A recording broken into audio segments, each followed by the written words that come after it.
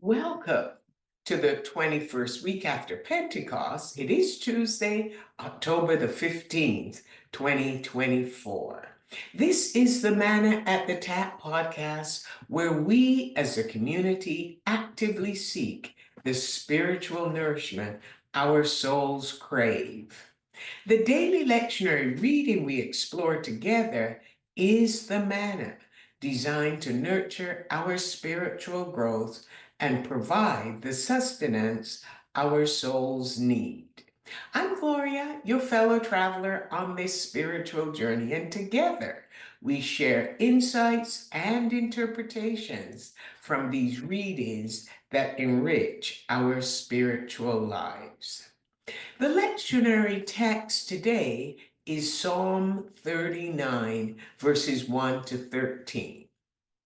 The text is titled for the music director and is attributed to Jeduthun,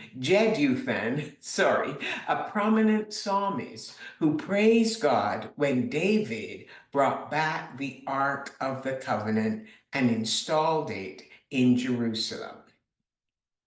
David opened the psalm by expressing the need to guard his ways and his words for two reasons. First, he did not want to sin with his speech. And second, he did not want to speak because the wicked were in his presence. This stopped him from even speaking good words. But this only increased the anxiety in his heart, and he became angry the more he reflected on his situation, which left him exasperated. Silence can sometimes be appropriate and wise, but in these verses, David seems provoked by the wicked and feels the need to speak. But to everyone's surprise, instead of speaking to the wicked, he prayed to Yahweh, asking for wisdom about the brevity of life. David wanted three things from Yahweh. Number one, for Yahweh to show him the end of his life, so that, number two, he would then know the number of his days of life. And if he knew the end of his life, he would see the distance between his present and his end. And number three, to make him aware of how transient his existence was. David measured the length of his life as a handbreadth, one of the smallest units of measurement in ancient Israel, equivalent to a couple of inches. And at the end of verse 5, David takes a Selah moment as he stands before Yahweh.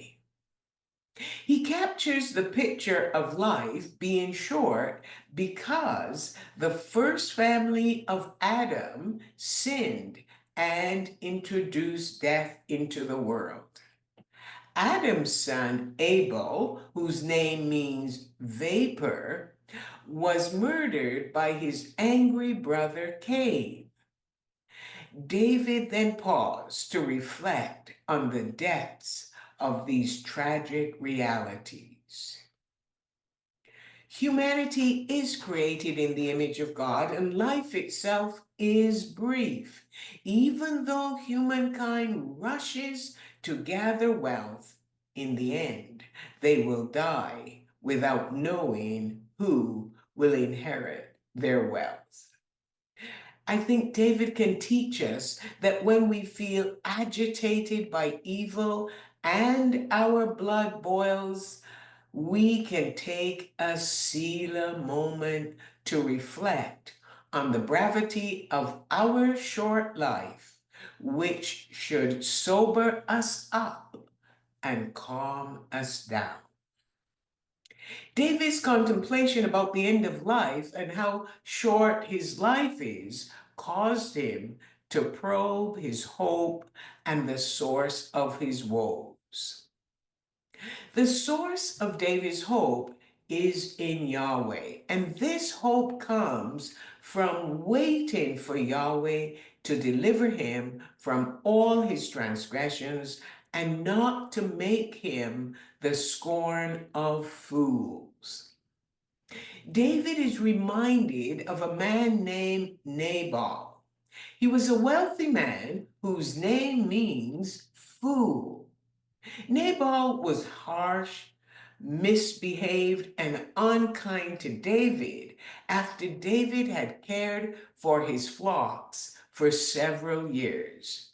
And all David wanted was a couple of flock so that he could serve his men for having taken care of Nabal's flocks over a 2 to 3 year period.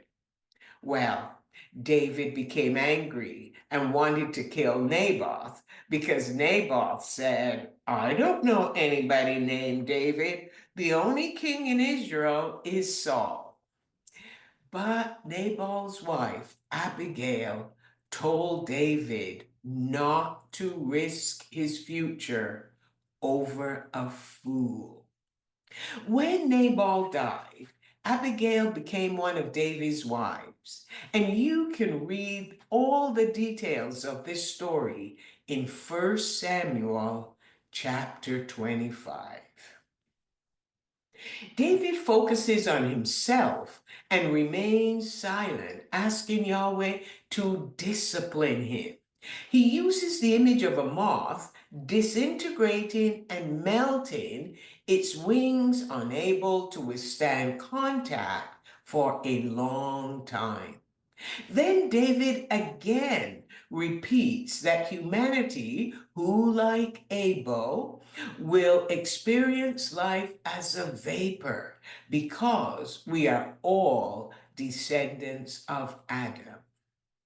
He concludes these thoughts with another Selah moment at the end of verse 11. David makes a desperate request to Yahweh in three different ways. Number one, he asks Yahweh to hear his prayer. Number two, he asks Yahweh to give ear to his cry for help. And number three, Yahweh was not to be silent in response to his weeping. David reminded Yahweh that he is a sojourner with Yahweh, a pilgrim like his ancestors, and this world was not his home because he was on a journey to a better land, the one that God promised. David asked Yahweh to remove his wrathful look from him so that he, David, could enjoy life before it ended.